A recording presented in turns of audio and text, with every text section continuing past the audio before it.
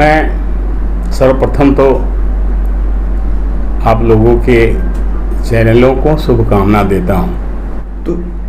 तो सर, कल से जन संवाद कार्यक्रम आपने किराड़ी विधानसभा दिल्ली से शुरू किया है। सर, इसका उद्देश्य क्या है, मकसद क्या है? एक्चुअली आपका सवाल बहुत अच्छा है। कल 19 तारीख से हम लोगों का जन संवाद कार्यक्रम की शुरुआत किराड़ी विधानसभा से की गई है।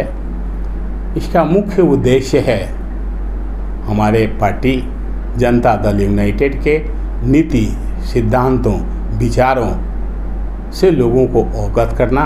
हमारे समाजवादी नेता, हमारे इतने बड़े देश के समाजवादी नेता के विषय में बताना, उनके द्वारा किए गए कार्यों को घर घर तक पहुंचाना। उन्होंने जो भी विकास किया है, जो भी कार्य किया है, 20 वर्षों तक बिहार में शासन किया है, उनके द्वारा किए गए कार्यों को घर घर तक, दरवाजे दरवाजे तक दस्तक दे करके पहुंचाना हमारा एक उद्देश्य है। दूसरा उद्देश्य है कि हम पूरे दिल्ली में जो 70 विधानसभाएं हैं, 17 विधानसभाओं को उसको हम अपना जन संवाद से जोड़ें और सभी जगह इस तरह की चीज़ें हों। हर जगह हम ज़्यादा से ज़्यादा जनता को अपनी सदस्यता दें और ज़्यादा से ज़्यादा लोगों को जोड़ें। ज़्यादा से ज़्यादा लोगों के विषय में हम जानकारी लें कि वहाँ क्षेत्रीय स्तर पर क्या समस्याएं हैं। अगर कोई वैसी समस्या जो सामाजिक है, सामूहिक है, सार्वजनिक है, अगर जनता द्वारा उठाया जाता है तो हमारा जदयू जनता दल यूनाइटेड के सिपाही और हमारा जदयू जनता दल यूनाइटेड के कार्यकर्ता, मैं स्वयं, सभी लोग पूरे तन मन से वहाँ झंडे डंडे के साथ उस तरह के जो जन विरोधी नीतियों के खिलाफ, समाज विरोधी कार्यों के खिलाफ हम लोग एकजुट होकर के उसका ज़बरदस्त विरोध करेंगे, सरकार का विरोध करेंगे। साथ ही साथ मैं बता दूं कि आवश्यकता आविष्कार की जननी है। जब कोई आवश्यकता होता है तो आविष्कार होना सुनिश्चित है। आप देख रहे हैं कि अभी देश में क्या माहौल है। ऐसी स्थिति में आज के दिन में भारत के हर कोई राजनीतिक व्यक्ति, हर पार्टियां ये चाह रहा है कि परिवर्तन होना चाहिए। यहाँ केवल धर्म के नाम पर राजनीति हो रहा है। देश में कहीं भी विकास नाम की कोई चीज़ नहीं है। पूरे देश में आप जहाँ भी देखेंगे बेरोजगारी है। कोरोना काल से बाद से न जाने कितने लोगों की नौकरियां चली गई, किसी को नौकरी नहीं मिल रहा। गैर सरकारी कार्यालयों में 10-15 हज़ार रुपये मिलते हैं। आप सभी जानते हैं, आप सभी भी इसी देश के नागरिक हैं, जनता हैं यहाँ के। आप जानते हैं कि कल तक जो सिलेंडर 400 रुपये में मिला करता था, मोदी जी और स्मृति ईरानी जी कल तक उसके सर पर लेके नाचते थे, वही सिलेंडर आज लोगों को 1000 से ऊपर मिल रहा है। महंगाई इतनी है कि कोई दाल रोटी खाने तक को नसीब नहीं हो रहा, दाल रोटी तक मुयस्सर नहीं हो रहा है। निश्चित तौर पे समस्याएं, बेरोजगारी, भ्रष्टाचार इतना बढ़ गया है कि निश्चित तौर पे इसके अलावा कोई विकल्प नहीं है। नहीं तो आर्थिक रूप से हमारा देश आर्थिक रूप से इतना पिछड़ गया होगा, आर्थिक रूप से इतना पिछड़ जाएगा कि पूरे विश्व में आप जानते हैं कि जो 14 प्रधानमंत्रियों ने अभी तक जितना लोन नहीं लिया था, उससे 2.5 गुना अधिक अभी के प्रधानमंत्री ने लोन लिया है, अभी जो जिनकी सरकार है। तो निश्चित तौर पे यहाँ हर व्यक्ति, यहाँ जो भी हैं, देश के जो भी नागरिक हैं, हम पर, आप पर, सभी व्यक्तियों पर आज लाखों रुपए का कर्ज है। निश्चित तौर पे देश की अर्थव्यवस्था, देश की जीडीपी बिल्कुल ख़त्म हो गया है। केवल भगवान के नाम पर बगैर काम किए हुए क्या संभव है राष्ट्र का विकास? इसलिए निश्चित नीतीश कुमार जी ने आज पूरे देश को एकजुट करने के लिए मुहिम चलाया है। सभी लोग साथ हैं और मैं समझता हूं कि 23 तारीख को आप देखेंगे कि सभी लोग एक मंच पर आ गए, एक साथ हैं, एक कदम से कदम मिलाकर चल रहे हैं। आने वाला 2024 के चुनाव में, निर्वाचन में ये विपक्षी एकता मजबूती से सफलता पाएगी और फिर एक बार देश में भाजपा मुक्त सरकार होगा। सर, जैसे कि सत्यपाल मलिक जी ने कहा था, एक उनका बयान आया था कि अगर हम एक पार्टी की जगह, मतलब बीजेपी का एक कैंडिडेट अगर जहां उतरे और वहां पे एक कैंडिडेट को उतारा जाए तो निश्चित ही अपोजिशन को बहुत ज़्यादा फायदा होगा इस चीज़ पे। तो इस चीज़ को लेकर के आपका क्या कहना है? क्योंकि सत्यपाल मलिक जी काफ़ी चले थे, वायरल हुए थे और उनका ये बयान भी काफ़ी ज़्यादा चला था न्यूज़ में। तो ये बात उन्होंने सच भी कहा है कि अगर अपोजिशन इतने हमारे देश के अंदर, इतनी पार्टियां हैं कि अगर वो उतर जाती है तो आपको थोड़ा मुश्किल हो जाएगा। तो क्या आप कर सकते हो ऐसा कि एक भारतीय जनता पार्टी के कैंडिडेट के सामने एक पार्टी ही अपना कैंडिडेट उतारे, एक के बदले एक? एक्चुअली जो विषय आप पूछ रहे हैं वो अभी विचाराधीन है और आपस में इस पर विमर्श होगा, मुस्तैदी से मंथन होगा, विश्लेषण होगा, राय ली जाएगी और ज़्यादा उम्मीद है कि करीब करीब ये एजेंडा तय है कि हम लोग जहाँ भी उतारें, अनेक पार्टियों का कोई प्रत्याशी नहीं होगा, भाजपा के खिलाफ एक ही प्रत्याशी होगा। लेकिन 23 तारीख के मंथन के बाद ये सारे चीज़ निकल कर सामने आएंगे। और सर, प्रधानमंत्री का चेहरा, मतलब ये काफ़ी ज़्यादा ना, मतलब ऐसा सवाल है कि प्रधानमंत्री का चेहरा कौन बनेगा, क्योंकि सारे दिग्गज हैं। अगर देखा जाए तो अपना नीतीश कुमार जी भी, ममता बनर्जी भी, इधर जब कर्नाटका का चुनाव अभी जीते कांग्रेस, तो वो भी आपस में काफ़ी ज़्यादा चर्चा में है कि नहीं, हमारे सब अपने अपने नेता को सपोर्ट कर रहे हैं। तो सर, इसके अंदर आपको क्या लगता है, ये लड़ाई विदाउट प्रधानमंत्री का चेहरे के खिलाफ से होगा? प्रधानमंत्री के चेहरे का कोई लड़ाई नहीं है, आपसी सहमति बनी है, केवल आप लोगों को बताना बाकी है।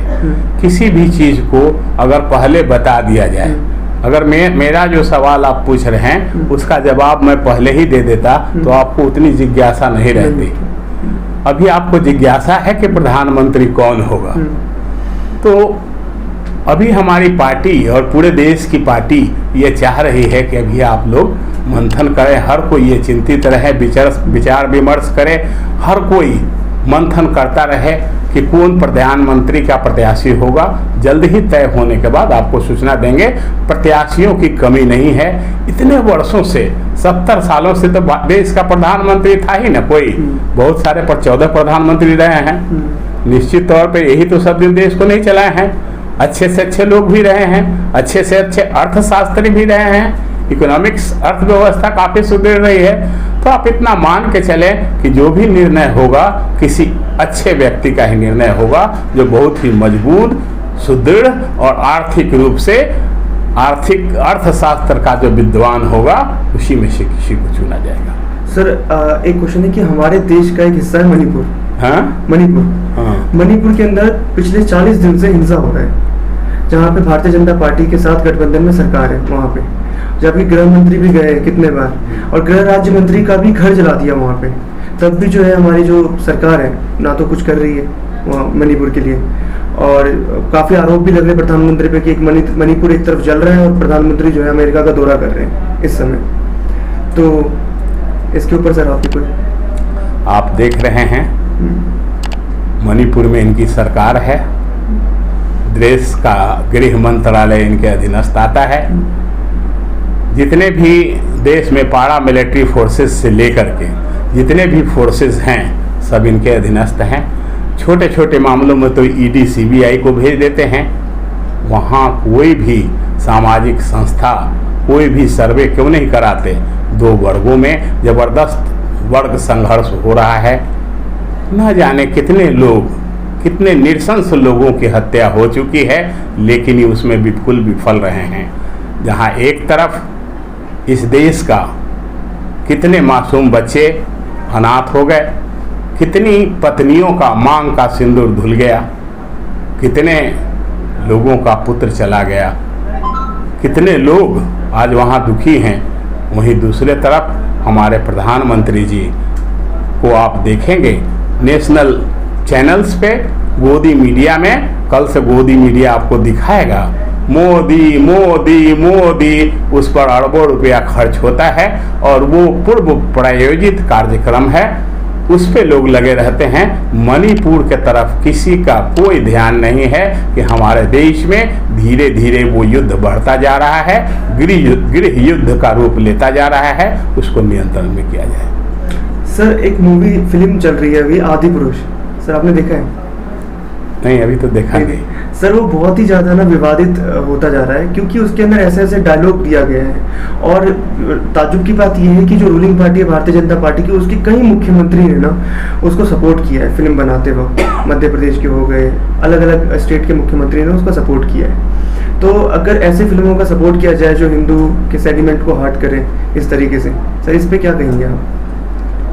क्योंकि बहुत बेकार डायलॉग्स हैं उनके उस फिल्म के अंदर, जैसे लंका लगा देंगे, लंका जला देंगे। जहाँ तक समझ पा रहा हूँ, देख पा रहा हूँ, जिस तरह का डायलॉग का उसमें उपयोग किया गया है, हमारे सनातन धर्म में और हमारे रामायण जैसे इतने बड़े धार्मिक ग्रंथ में ऐसे शब्दों का कहीं कोई जगह नहीं है।